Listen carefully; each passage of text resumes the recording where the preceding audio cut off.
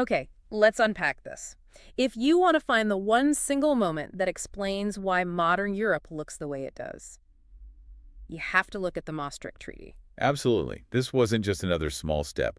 Maastricht, which was officially signed in February 1992, was a fundamental transformation. A transformation of what, exactly? Well, it's where the old European community, which was basically a really successful economic club, decided to become a real political union. So we're talking about a huge shift. The old way was all about trade, things like, butter and steel. But now they were moving into big issues, defense, law, even money. Right. This treaty is pretty much the blueprint for the European Union as we know it today. And the timing here seems really important. Oh, it's critical. This was just after the Soviet Union had collapsed. The world was changing fast. And there was this feeling that if Europe wanted to be stable and, well, influential, its countries needed to start acting together. That urgency kind of pushed it forward. It really did. Oh, So the stage was set in this town in the Netherlands, Maastricht, and it brought together 12 countries.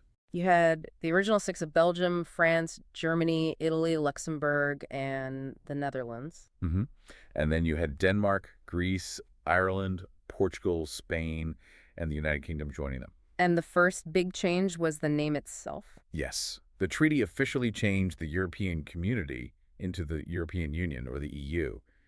And that might sound small, but it was a huge symbol. It was telling everyone this was now about a shared future, not just a shared market. Okay, but getting 12 countries to agree to give up some of their power, that can't have been easy. Signing it was just the first step, right? That is the critical detail. After the leaders signed it, they all had to go home and get it approved. And that's where the real battle started. The The ratification. ratification. And it immediately showed how divided people were.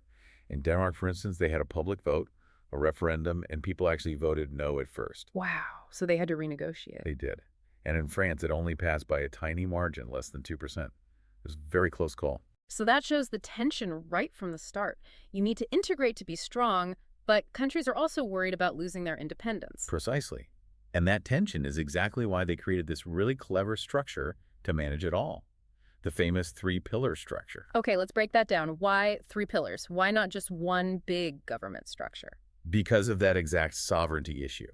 The pillars let them go really deep in some areas, while being much more careful in others. So pillar one was kind of the old stuff, the established economic part. That's right. Pillar one was the European Community pillar. It covered things like trade and the single market. In this area, decisions were very binding and often made by a majority vote. This is where countries were already used to working together. But the big changes came with pillars 2 and 3 because they touched on things governments consider, well, sacred. Pillar 2 was foreign policy. Yes, the common foreign and security policy. This was the big move. The idea was to get member countries to try and speak with one voice on global issues, international crises or human rights. Speaking with one voice sounds good, but it must be hard with 12 different countries. Did they use majority voting for that? Absolutely not. And this is where you see the compromise. Pillar 2 was intergovernmental, meaning every single country had to agree. Unanimity. Everyone had a veto. So it was about shared goals, but national governments kept control over any actual action. A veto is the ultimate protection for a country's independence. And then Pillar 3 was justice and home affairs, so police and borders. Correct. This is about tackling cross-border problems, things like crime and terrorism. It helped police forces and court systems from different countries start working together, sharing information. So the three-pillar system was kind of a political safety net. It allowed them to have this deep economic integration in Pillar 1, but let countries keep their veto on sensitive things like foreign policy and justice in Pillars 2 and 3. That's the perfect way to put it. It let the EU act like a government without totally erasing the power of the individual nations. Now let's get to what's maybe the most famous part of the treaty. The plan for a single currency, which became the euro. An enormous political project. Because if you're going to share money, you have to share economic discipline. You can't have one country racking up huge debts and messing it up for everyone. Which is why they created the convergence criteria. Exactly. These were not just suggestions. They were mandatory financial tests that countries had to pass to be allowed to use the euro. And what did they demand? What were these tests? They were all about financial responsibility. The main ones were about keeping inflation low and interest rates stable. But the two most famous rules were about government spending. Right. A country's annual budget deficit, so how much more it spends than it earns, had to be below 3% of its total economy, its GDP. That 3% number became a benchmark for stability in Europe for years. It did. And the fourth big rule was that a country's total government debt couldn't be more than 60% of its GDP. The point of all this was to make sure the euro started out on a rock-solid foundation. But Maastricht wasn't just about money. It also created a whole new political idea, European Union citizenship. This was revolutionary. It didn't replace your national citizenship. You were still French or German or Irish. But it added new rights on top of it. It connected you directly to the EU. What were some of those new rights? What did it actually mean for people? Well, the biggest one is the right to move and live freely in any other EU country. But you also got the right to vote in local elections where you lived, even if you weren't a citizen of that country. Oh, that's interesting. It meant you had a say in your local community, no matter where you were from. And there's that great example of what it means when you're traveling, the embassy rule. Yes, that's a fantastic practical example. If you're traveling outside the EU and your own country doesn't have an embassy there, you can go to any other EU country's embassy for help and protection. You're never really stranded. Exactly. It shows the Union's goal was to protect its people, together. Okay, so with all this new power being created, there must have been worries about democracy.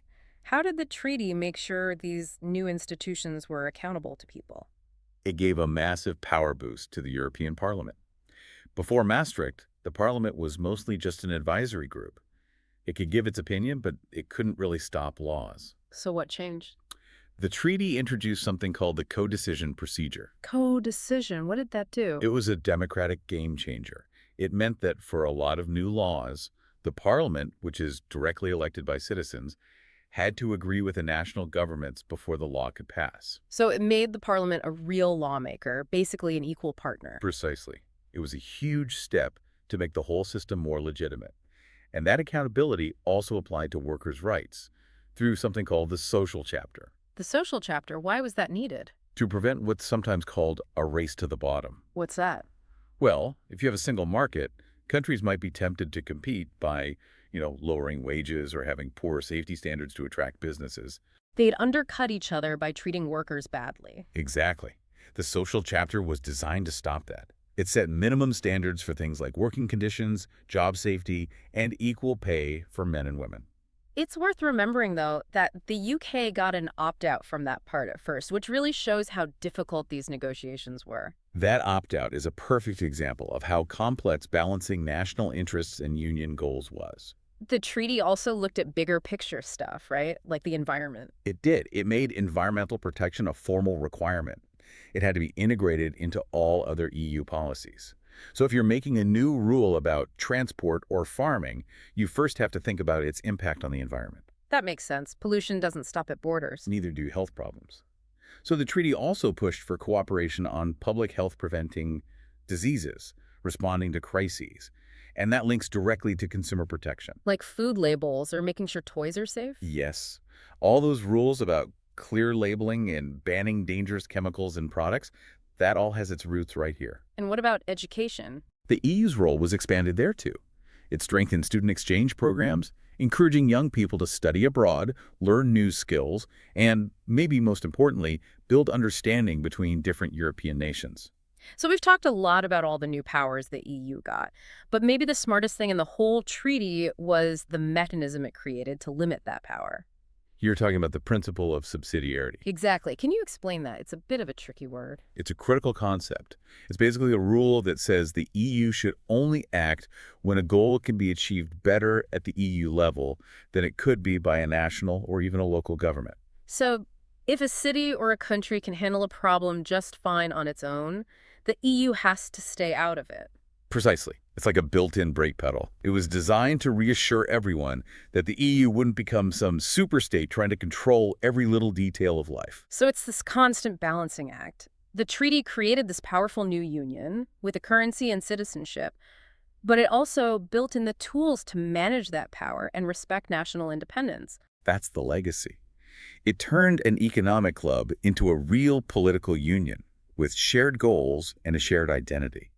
Because of Maastricht, millions of people can work, travel, and study across a continent that spent centuries at war with itself. It's the essential foundation of modern Europe.